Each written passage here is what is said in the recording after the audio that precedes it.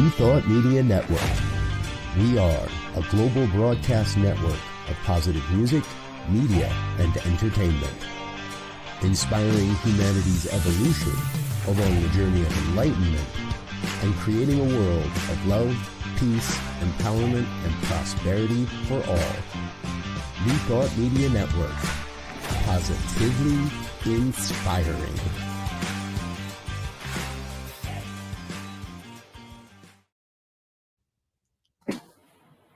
Hello and welcome to another episode of What's Up and Why, bringing you the bright side of life, one fun moment at a time. I am Miss B Lovely. And I am Rev Casey Taylor, and I am here for your energy, Miss B Lovely. I had our little promo because I was like, we don't ever talk about how we celebrate the brighter side of life one fun moment at a time. And you were already on it, already had it done, already with it.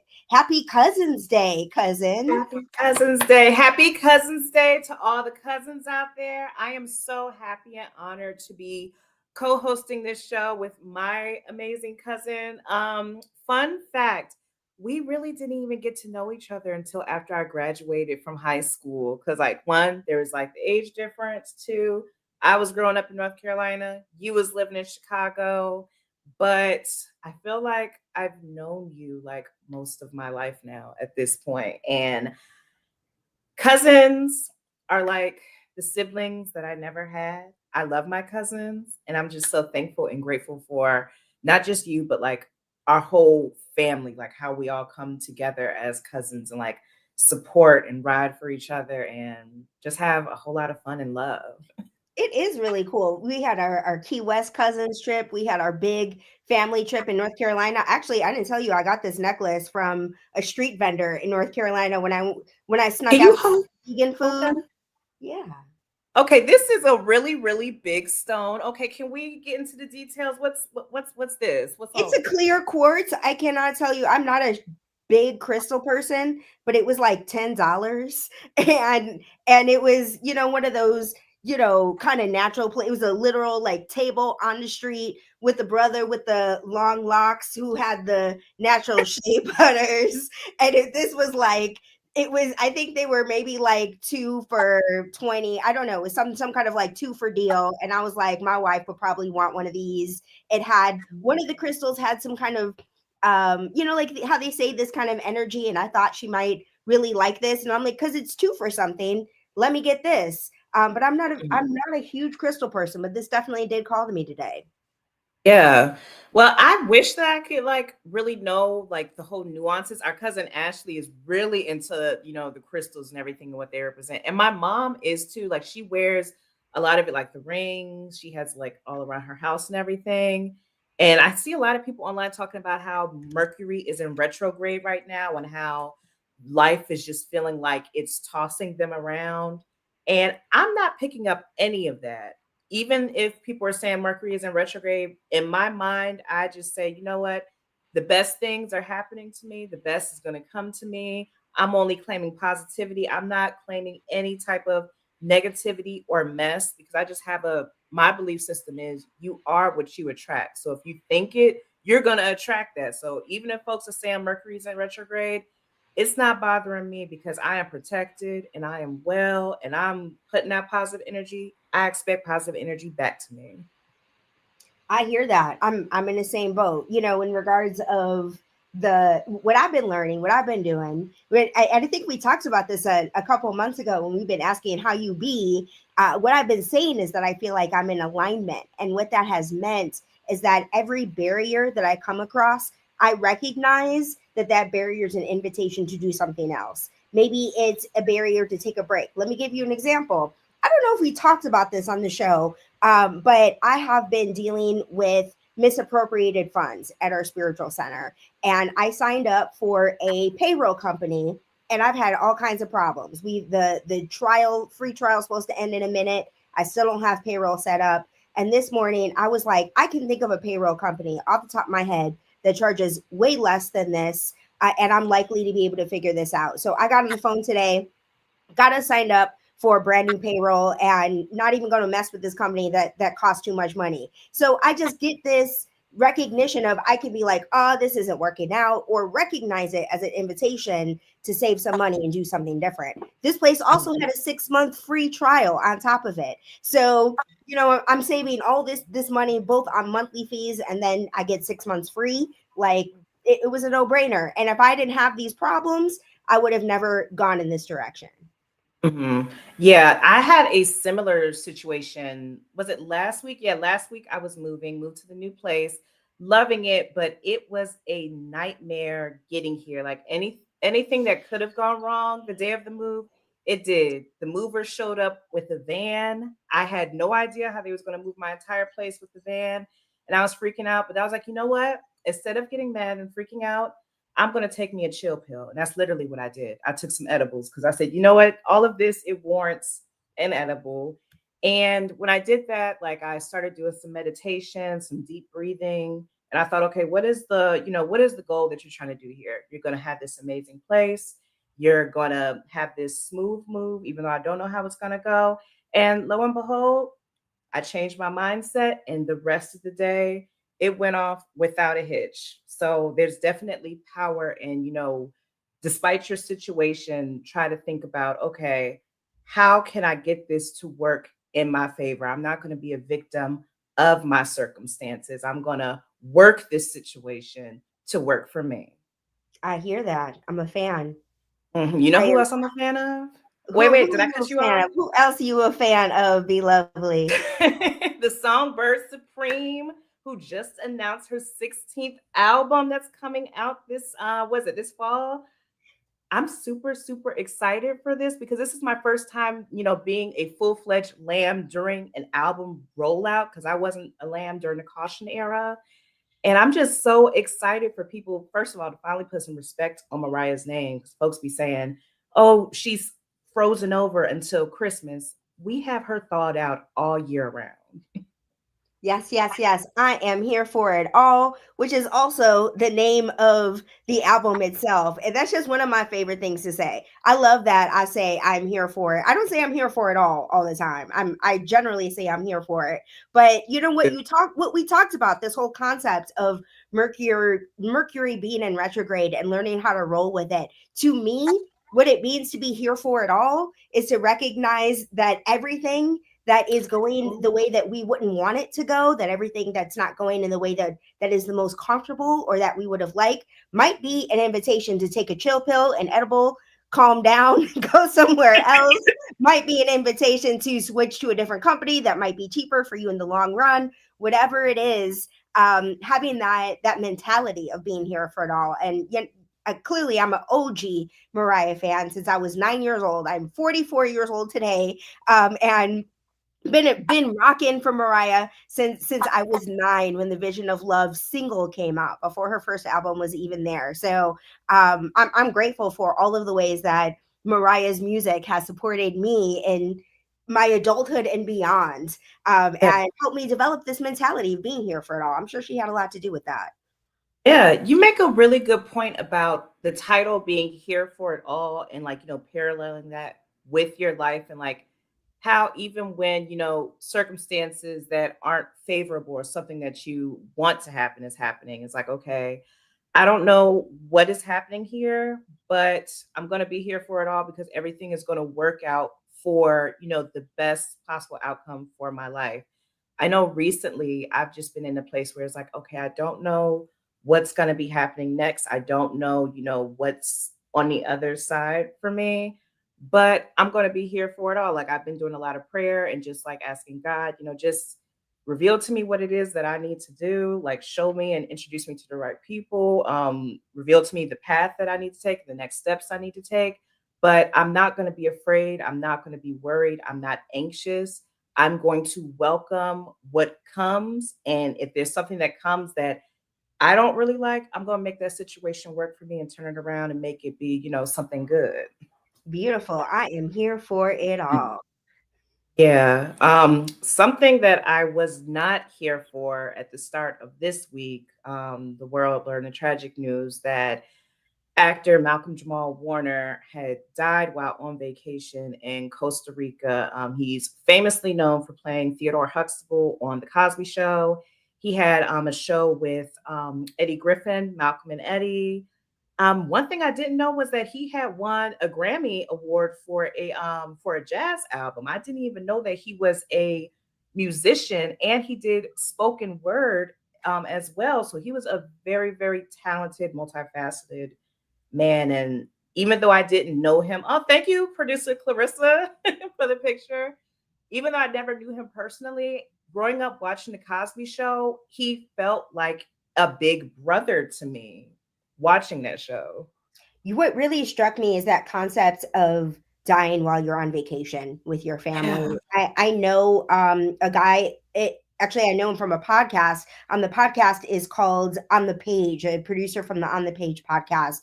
He was very public about this, that he was on vacation with his family and his father drowned on vacation. And so, that memory, that experience of associating the ocean with that experience, and how the whole purpose was to, like, celebrate and kick back, it makes the experience of vacation so hard for a family after that. So my heart is really with the family as they both mourn this experience, but also have to contend with their own relationship with vacation from this point forward, and their own relationship with the ocean from this point forward. Yeah, that was it. It really shook me to the core because I am a huge lover of water. Every time like I go to the beach, I have to be in the water. And it's just something that we all naturally do. You're on vacation. If you're on an island, you're gonna get in the water and stuff. And it just also put in perspective to me that you got to live your life authentically you and do whatever it is that you want to do. Like life is very fragile, is very precious. You absolutely do not know when the clock is going to stop. And I've always told myself I'm not going to live in regret. I had one instance when I was in high school applying for colleges, and I was afraid to apply for the University of Maryland, College Park, because I didn't think I was going to get in. And I had always regretted that. And I told myself after I graduated from high school, I'm never going to not do something because I don't ever want to live with regret. But this whole situation just showed like you have to live your life, do what makes you happy, as long as you're not hurting nobody or breaking any laws and stuff. But live your life out loud, live your life authentically, enjoy every minute of it, enjoy every sunrise, every sunset, any opportunity that you have, because this is very fragile and we are here just but for a moment, not for forever. So definitely sending my condolences to Malcolm Jamal Warner's family. With his daughter was 8 years old. I didn't even know that he had a child. That is just so unimaginable and just very, very tragic. So as we give reverence to Malcolm Jamal Warner, there's another figure who passed away recently, whose passing was not nearly as public as Malcolm Jamal Warner's, and that's the beauty of this segment, giving reverence, is that we highlight people that are not often spoken of in mainstream media. Although I should say the reason that the way I learned about this person is they are an Oklahoma native, so I learned about this through our Oklahoma local news. Edmond Johnson is the name of this man. He was 95. So yes, he was born in 1947, was 95, and he was the last fluent Caddo Nation speaker. So there are several tribes. The Caddo Nation is one of many, and he was the last person who was fluent in the language. So in his later years, he actively worked with the tribe, the tribe's language preservation director. Her name is Elena Talate, to keep the language alive, and really spent his final days doing everything that he could to pass this information along so that the language doesn't die with him. So I want to give reverence to him. All of the people that work to preserve indigenous languages. Right now, I am leading a book study, and I should have been put this info in our chat for our producer. But I'm gonna do it now and see the situation. But I'm doing this book study that is the book is called Original Sins, and the miseducation of Black and Native children and the construction of American racism.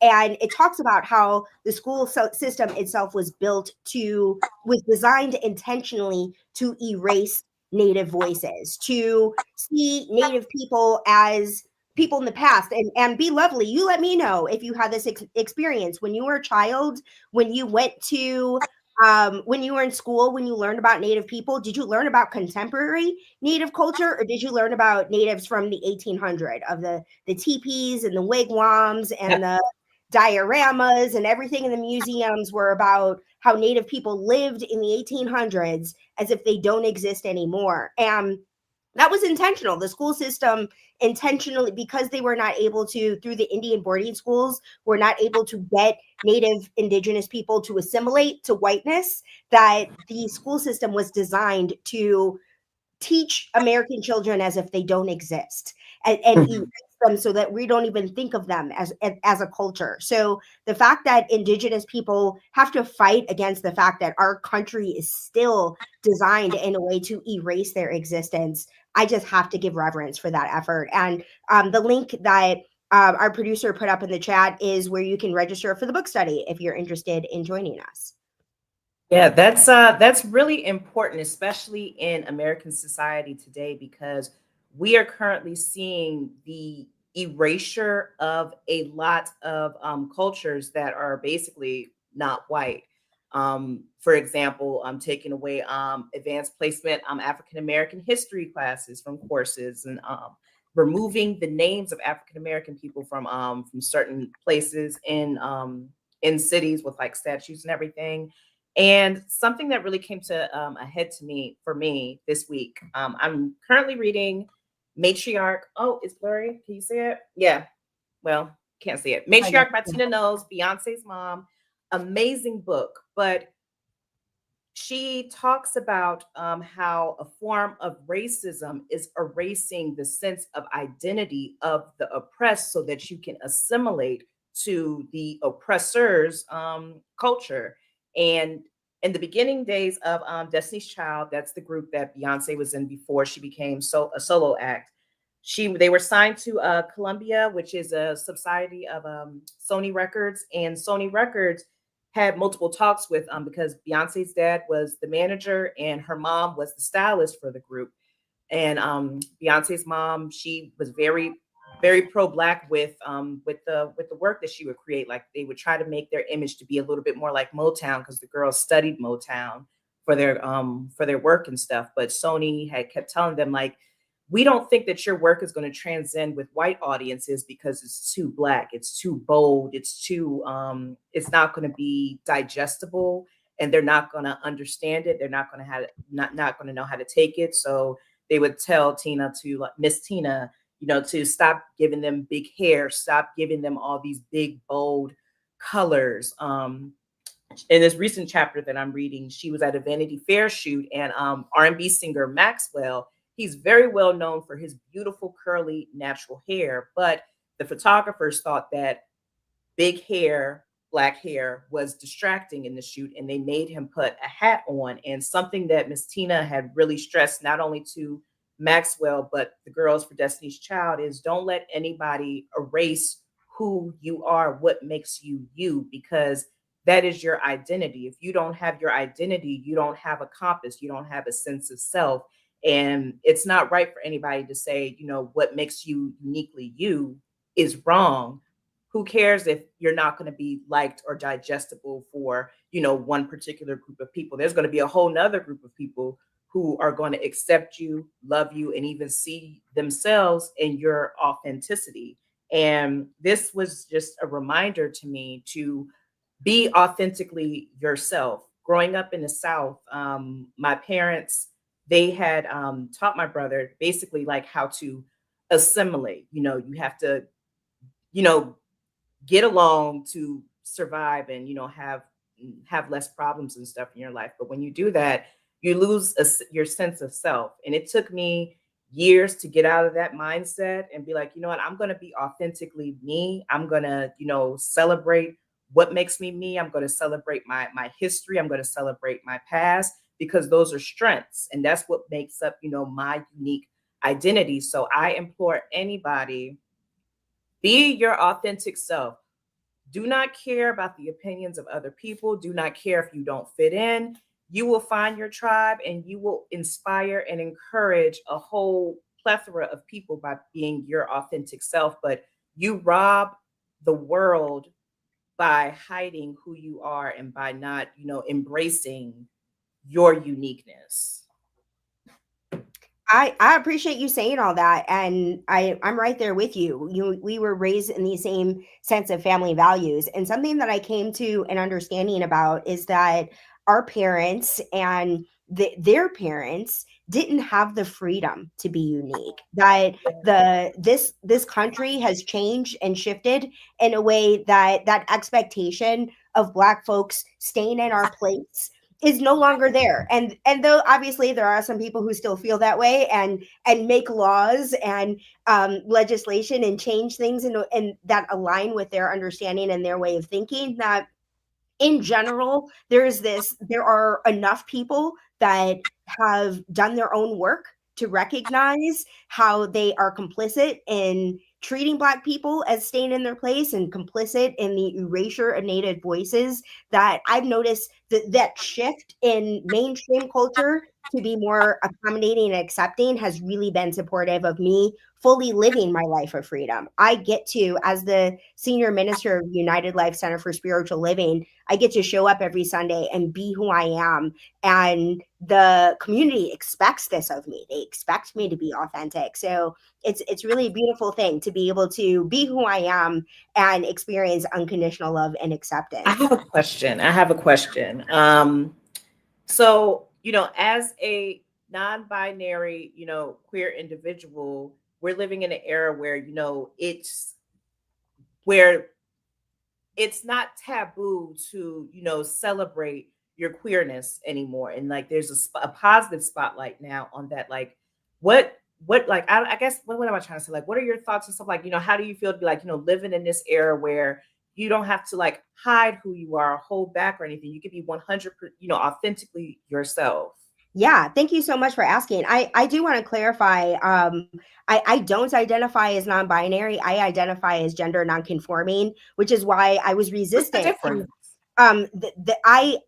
The way that I see it is that non-binary is feeling like you don't fit into either box. It's that I'm not male, I'm not female, I am gender non-binary. And I actually do feel as if I fit into the box of woman, but I feel like what they them does is it includes the brush of what it means for me to be a woman. It's that it includes masculine energy, is that I don't conform to what it means to be a woman. And that's that whole be you thing, that I don't like who I am. The way that I show up is purely authentic, that it isn't based on because I am a woman, then these are the things that I do. This is how I present. This is where I go shopping. These are like the shorts I'm wearing right now are purchased in the male section, that I don't conform to gender expectations. But I wouldn't say that I'm not, I don't feel like a woman in the same way that gender non-binary people say I am not. I don't feel like I fit in as a woman. I don't feel like I fit in as male. I am non-binary in the in-between. And you said this is gender. Repeat it for me one more time, because this is something I'm learning something new right now. Yes, and I'm sure you're not the only one. So I'm glad that we're talking about it. Gender non-conforming is, so I don't conform to gender expectations. That's how I identify. Okay, thank you for that teachable moment. I learned something new today. Yes, and this question of honestly, my decision to use they them pronouns came from the normalization of it. That I've always felt gender nonconforming, but I never wanted to fight the fight of what it means to be they them pronouns, how to use they them pronouns, the difference between gender nonconforming and non-binary. I didn't want to have that conversation. And what I learned through people using they them pronouns in Oklahoma, honestly, Oklahoma was the place that I felt so affirmed. And it was I didn't have to teach anybody around me, that in most of the spaces where I occupy, people got it, they understood it, they knew somebody who was using they them pronouns. And so I didn't have to do a whole lot of conversation and explanation. And that was my preference, is if I can just use they them pronouns and not have to educate everybody about it every single time that I tell people my pronouns, then that's what I needed, was that level of comfort. So I wasn't willing to fight this fight 10 years ago. I needed the fight to be fought and the pronouns to be confirmed. Because for a long time, there was like Zer, there was this whole, there were a lot of different pronouns being used of what they, them would be. And ultimately, the community landed on they, them, and that's what it is. But I needed those kinks to be worked out before I was going to go around declaring myself having they, them pronouns. So it's definitely made me a lot more comfortable. But I would have never thought Oklahoma would be the place where I am more comfortable versus Oklahoma versus California and Chicago. Yeah. What? So speaking of this whole concept of I feel like we've been talking a lot about culture today. So the question that I pulled from the Making Peace with Your Inner Shit Talker program is about culture. As a quick reminder, the Making Peace with Your Inner Shit Talker program is a 90-day program that I have created. In fact, there's on the unitedlife.org website, you can actually get info about the book study, but I'm offering a virtual support space for people who are moving through the 90-day program. And for this program, What's Up and Why, each week I choose one of the practices, one of the daily practices to highlight. And this week I am highlighting the practice from day 35. There's a reflection question that's provided each day. And the day 35 section is about culture. And the reflection question is, when did you notice the existence of your own culture? College, because especially as a Black woman in America, that's huge that you didn't notice the existence of your culture until college. So let me just clarify. As a child, I lived in North Carolina. It was like mixed race. But then when I moved to Maryland, we lived in Prince George's County, which is a predominantly affluent African American community. So I went to school, the rest of elementary school through high school. Everybody looks like me. Everybody acts like me. So I never really thought anything different. But it wasn't until I went to college. I went to a PWI and I became the minority. And that's when I noticed a huge cultural difference. And I just realized, oh, okay, this is different than what I'm used to. And it made me hungry to learn more about my history and to be like really dig my heels down and embrace every aspect of my Blackness.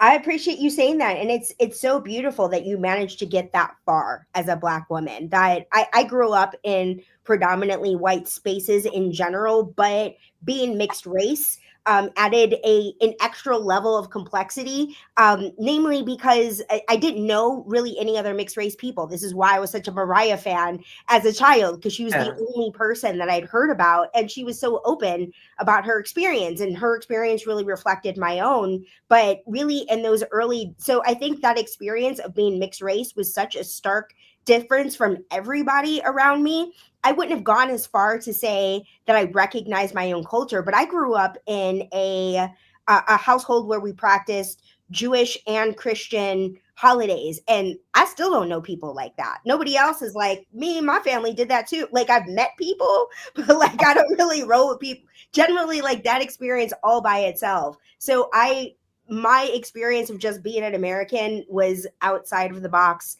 from the very beginning, and I'm grateful for it. But it's what inspired me to include this question, because I know that people who live in homogenous cultures have a tendency to not notice your own culture. It's like being a fish. How do you know you're in water if you don't ever leave and know what it's like to experience air and be like, oh, yep, I needed that water, you know?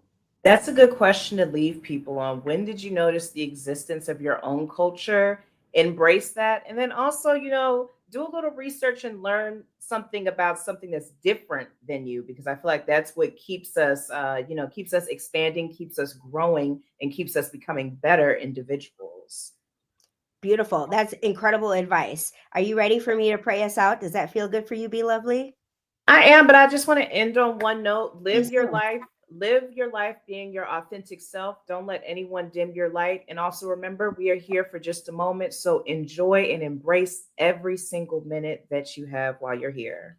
Yes, yes, yes. So in that feeling of joy and gratitude and celebration for being alive, I invite us to get comfortable in this experience of prayer, bring up our own understanding of spirit, knowing that we each have our own individual ideas of what spirit is by divine appointment. We don't have to come from the place of sameness. We are here to be who we are authentically. Who we are authentically is who we were born to be. We were born to stand out. So I am so grateful that Be Lovely and I do the best that we can to live our lives by example through What's Up and Why, creating a shift across the world of authenticity, of light, of love and joy.